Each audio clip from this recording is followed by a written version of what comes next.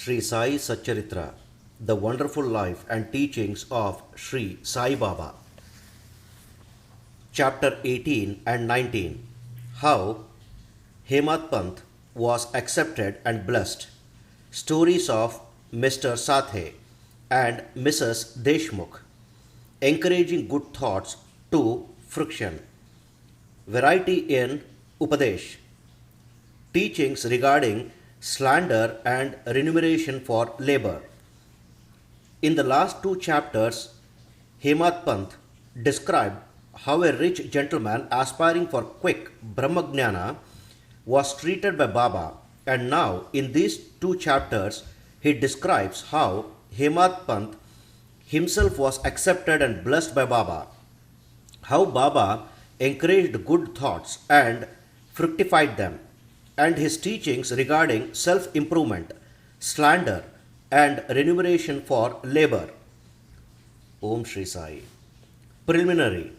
It is a well-known fact that Sadguru looks first to the qualifications of his disciples and then gives them suitable instructions without unsettling their minds in the least, and leads them on towards the goal of self-realization. In this respect, some say that what the Sadguru teaches or instructs should not be divulged to others. They think that their instructions become useless if they are published. This view is not correct. The Sadguru is like a monsoon cloud. He pours down profusely, that is, scatters widely his nectar-like teachings. These we should enjoy and assimilate to our heart's content and then serve others with them without any reservation. This rule should apply not only to what he teaches in our walking state, but to the vision he gives us in our dreams. To quote an instance, Buddha Kaushik Rishi published his celebrated Ramaraksha Stotra, which he had seen in his dream. Like a loving mother forcing bitter but beneficial medicines down the throat of her children for the sake of their health, Sai Baba imparted spiritual instructions to his devotees. His method was not veiled or secret but quite open. The devotees who followed his instructions got their object. Sadgurus like Sai Baba open our eyes of intellect and show us the divine beauty of the self and fulfill our tender longings of devotion. When this is done, our desire for sense objects vanishes. Twin fruits of Vivek, that is discrimination and Vairagya, dispassion or non-attachment, come to our hands, and knowledge sprouts up even in the sleep. All this we get when we come into contact with saints, that is Sadgurus. Serve them and secure their love. The Lord, who fulfills the desires of his devotees, come to our aid, removes our troubles and sufferings and makes us happy.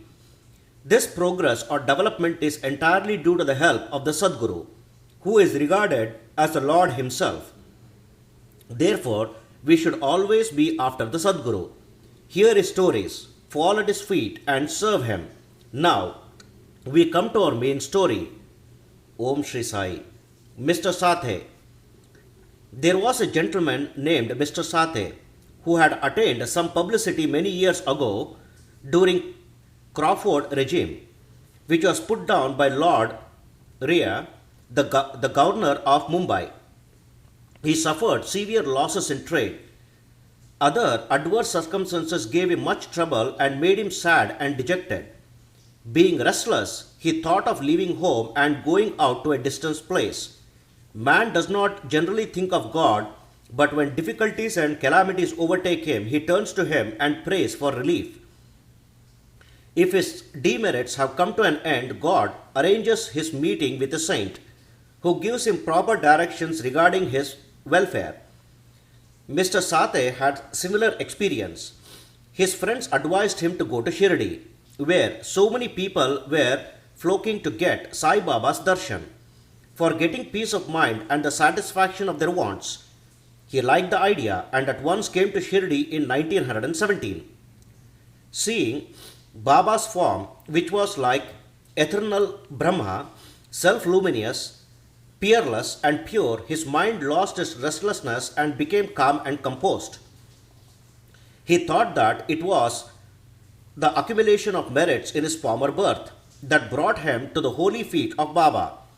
He was a man of strong will. He at once started to make a parayan, that is, study of Guru Charitra. When the reading was finished in the Saptaha, that is 7 days, Baba gave him a vision that night. It was to this effect: Baba, with Guru Charitra in his hand, was explaining its contents to Mr. Sate, who was sitting in front and listening carefully. When he woke up, he remembered the dream and felt very happy. He thought that it was extremely kind of Baba, who awakens souls like his that are snoring in ignorance and makes them taste the nectar of Guru Charitra. Next day, he informed Kaka Sahib Dikshit of this vision and requested him to consult Sai Baba regarding its meaning or significance. Whether one saptaha, week's reading was sufficient or whether he should begin again. Kaka Sahib Dikshit, when got a suitable opportunity, asked Baba, Deva, what did you suggest to Mr. Sate by his vision? Whether he should stop or continue the saptaha? He is simple devotee, his desire should be fulfilled. Then Baba replied, he should make one more saptaha of the book. If the work be studied carefully, the devotee will become pure and will be benefited. The Lord will be pleased and will rescue him from the bondage of the mundane existence.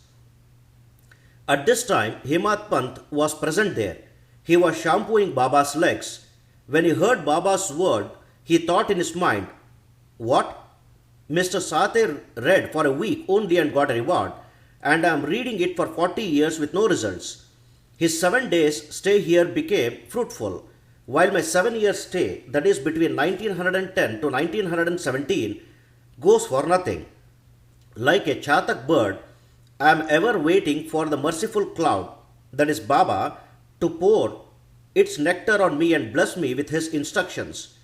No sooner did this thought cross his mind, Baba knew it then and there. It was the experience of the bhaktas that Baba understood all their thoughts, and that he suppressed the evil thoughts and encouraged the good ones.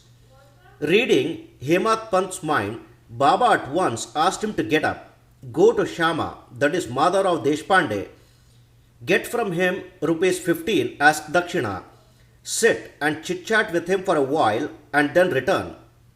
Mercy dawned in Baba's mind, and so he issued this order, and who could disobey Baba's order? Hemadpant immediately left the masjid and came to Shama's house. He had just bathed and was wearing a dhotar. He came out and asked Hemadpant, how is it that you are here now? It seemed that you have come from the masjid. Why do you look restless and dejected? Why are you alone? Please sit and rest, while I shall do my worship and return. In the meanwhile, you please take pan bida, that is, leaves and betel nuts, etc. Let us then have a pleasant chat. After saying this, he went inside and Hemadpant sat alone in the veranda. He saw in the window a well-known Marathi book named Nath Bhagavat. This is a commentary by Saint Ekanath on the 11th skanda, that is chapter of the bigger Sanskrit work, the Bhagavat. At the suggestion or recommendation of Sai Baba, Messrs. Bapu Sahib Jog and Kaka Sahib Dikshit read Bhagavad Gita daily, with its Marathi commentary named Bhavarat Deepika and Dhyaneshwari, that is a dialogue between Krishna and his friend devotee Arjuna, and Nath Bhagavat, a dialogue between Krishna and his servant devotee Uddhava, and also Ekanath's other big work, that is Bhavarat Ramayana. When devotees came to Baba and asked him certain questions, he sometimes answered them in part and asked them to go and listen to the readings of the above mentioned works, which are the main treatise of Bhagavad Dharma. When the devotees went and listened, they got full and satisfactory replies to their question. Hemadpant also used to read daily some portions of Nath Bhagavat. That day, he did not complete the daily portion of his reading, but had left it unfinished in order to accompany certain devotees who were going to the masjid. When he took up the book from Shama's windows and cautiously opened it, he found to his surprise that the unfinished portion opened up. He thought that Baba sent him very kindly to Shama's house for enabling him to complete his daily reading. So he went through the unfinished portion and completed it. As soon as this was over, Shama, after doing his worship, came out and the following conversation took place between them. Hemadpant, I have come with a message from Baba. He has asked me to return with rupees 15 as dakshina from you. Also to sit with you for a while and have a pleasant chit-chat and then return to the masjid with you. Shama was with surprise. I have no money to give. Take my 15 namaskaras, that is, prostrations in lieu of rupees as dakshina to Baba. Hemadpant, all right, your namaskaras are accepted. Now let us have some chit-chat. Tell me some stories and leelas of Baba, which will destroy our sins. Shama, then sit here for a while. Wonderful is the sport, that is leela of this god Baba. You know it already. I am a village rustic, while you are an enlightened citizen. You have seen some more leelas since you are coming over here. How should I describe them before you? Well, take these leaves, betel nut and tuna and have the panbida, while I go in, dress myself and come out. In a few minutes, Shama came out and sat talking with Hemadpant. He said, the leela of this god Baba is inscrutable. There is no end to his leelas. Who can see them? He plays or sports with his leelas. Still, he is beyond, unaffected by them. What do we rustics know? Why does not Baba himself tell stories? Why does he send learnt men like you to fools like me? His ways are inconceivable. I can only say that they are not human. With this preface, Shama added, I now remember a story which I shall relate to you. I know it personally. As a devotee is resolute and determined, so is Baba's immediate response. Sometimes Baba puts the devotees to severe tests and then gives them upadesh, that is instructions. As soon as Hemadpant heard the word upadesh, as if a flash of lightning crossed through his mind, he at once remembered the story of Mrs. Sate's Guru Charitra reading and thought that Baba might have sent him to Shama in order to give a peace to his restless mind. However, he curbed these feelings and began to listen to Shama's stories. They all showed how kind and affectionate Baba was to his devotees. Hemadpant began to feel joy on hearing all this. Then Shama began to tell the following story. Om Shri Sai. Mrs. Radhabai Deshmukh. There was an old woman by name Radhabai. She was the mother of one Kashaba Deshmukh.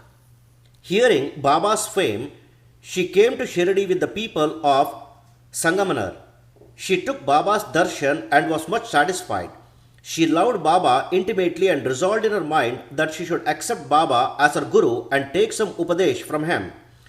She determined to fast herself unto death so long as Baba did not accept her and give her any upadesh or mantra.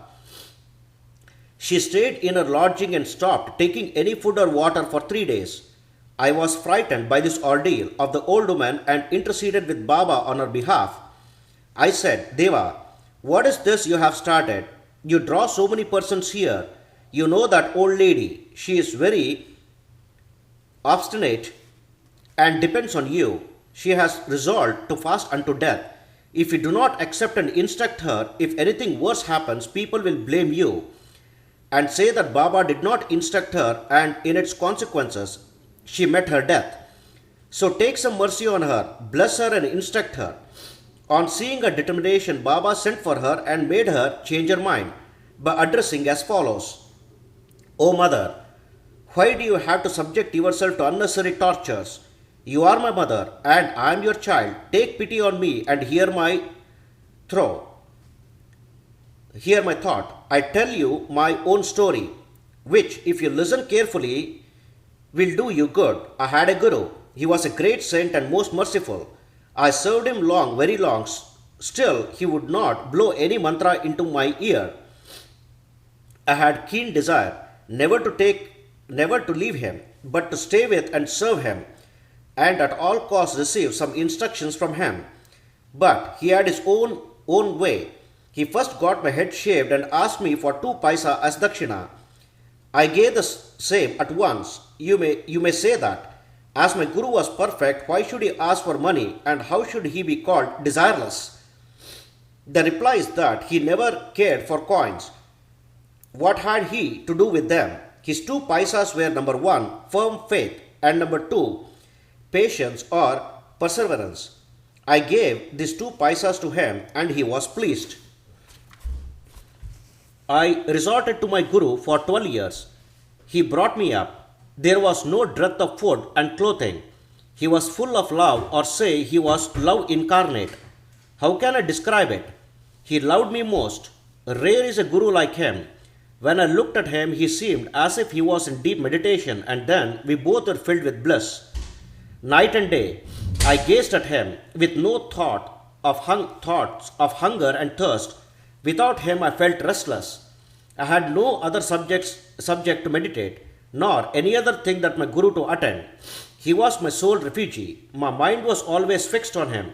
This, nishtha, that is firm faith, is 1 paisa of dakshina.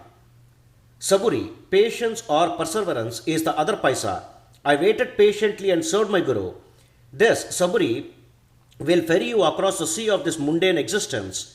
Saburi removes all sins and afflictions, gets rid of calamities in various ways, and casts aside all fear and ultimately gives you success. Saburi is the mind of virtues, consort of good thought. My guru never expected any other thing from me. He never neglected me but protected me at all times. I lived with him and was sometimes away from him, still I never felt the absence of his love. He always protected me by his glance, just as the tortoise feeds her young ones, whether they are near or away from on the other side of the bank, by her loving glances. O mother, my guru never taught me any mantra then. How shall I blow any mantra in your ears? Just remember that Guru's tortoise like loving glances gives you happiness. Do not try to get mantra or upadesh from anybody. Make me the sole object of your thoughts and actions, and you will no doubt attain paramartha, that is the spiritual goal of life. Look at me wholeheartedly, and I in turn look at you. Sitting in this masjid, I speak the truth, nothing but the truth. No sadhana or proficiency in the 6 shastras is necessary. Have faith and confidence in your guru. Believe that guru is the sole actor or doer.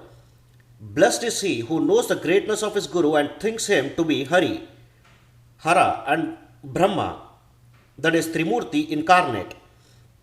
Instructed in this way, the old lady was convinced. She bowed to Baba and gave up her fast.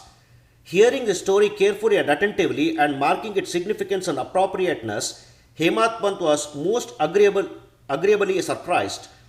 On seeing this wonderful Leela of Baba, he was moved from top to toe. He was overflowing with joy. His throat was choked and he was not able to utter a single word.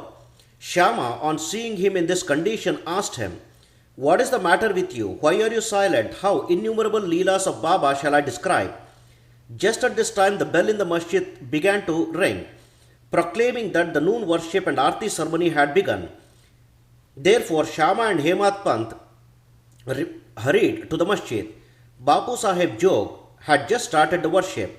Women were up in the masjid and men were standing below in the open courtyard, and they were all singing the artis in chorus to the accompaniment of drums.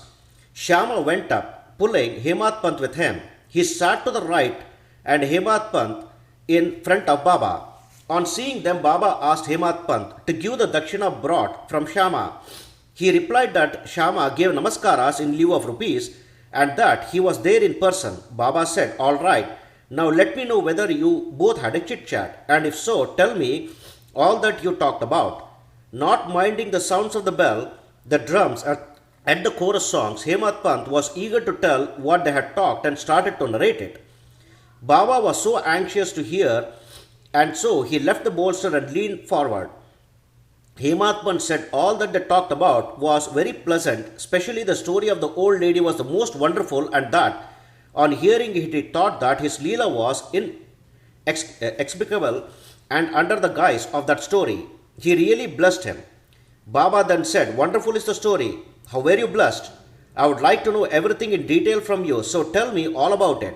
Then Hemadpant related in full the story which he had heard a little while before and which had made a lasting impression on his mind. Hearing this, Baba was much pleased and asked him, "Did the story strike you and did you catch its significance?" He replied, "Yes, Baba.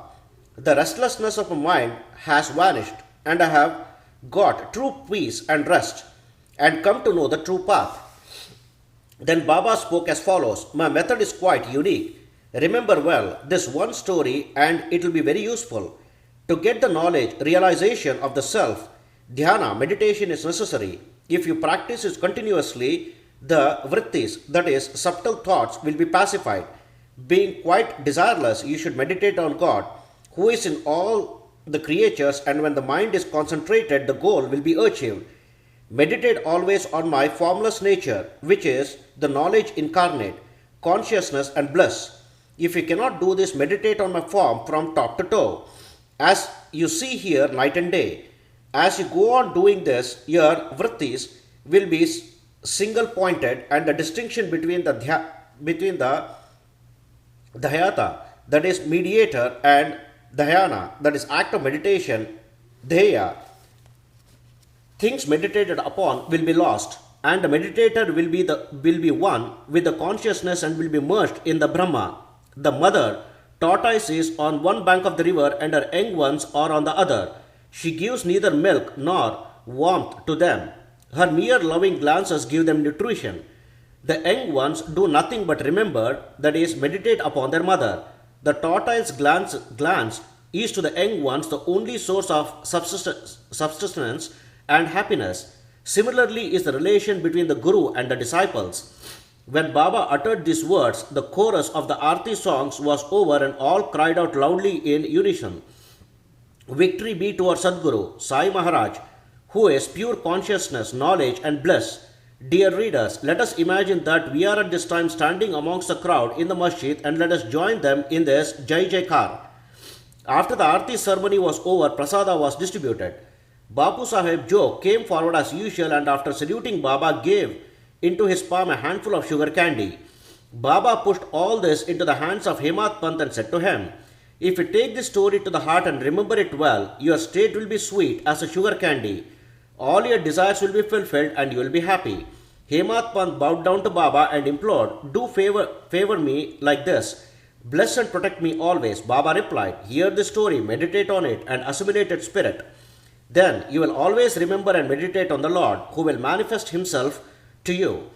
Dear readers, Hemadpant got prasada of sugar candy and we now get the prasada of sugar candy or nectar of the story. Let us drink it to our heart's content, meditate on it and assimilate it, and be strong and be happy by Baba's grace. Amen.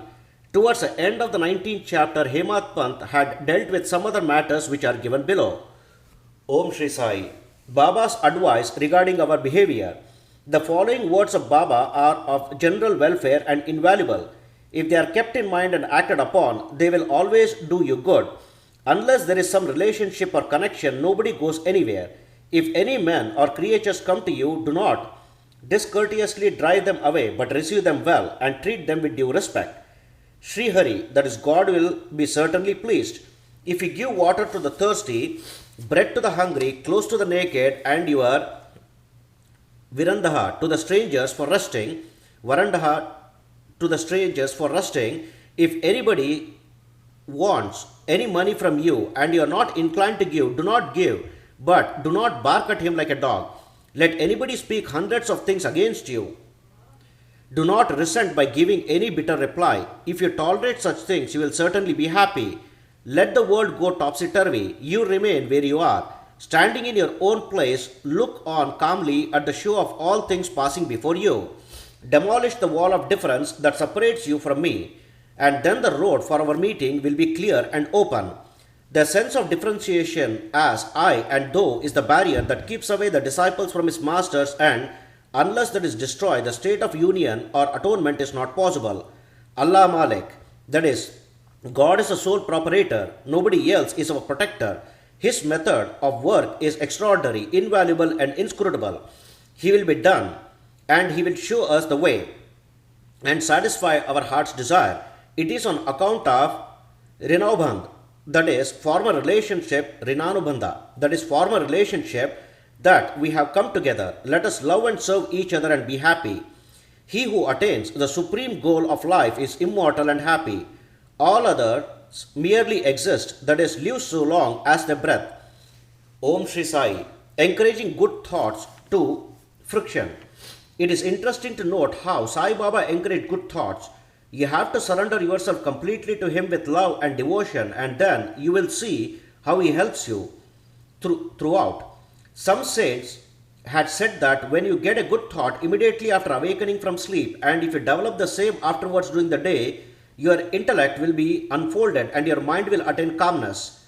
Hemadpant wanted to try this. On one Wednesday night before going to bed, he thought, tomorrow is Thursday, an auspicious day, and the place, that is, Shirdi, is so holy. So let me pass the whole day in remembering and celebrating the Ram Nam. And then he slept off. Next morning when he got up, he remembered without any effort the name of Ram and was much pleased. He then, after finishing his morning duties, went to see Baba with flowers.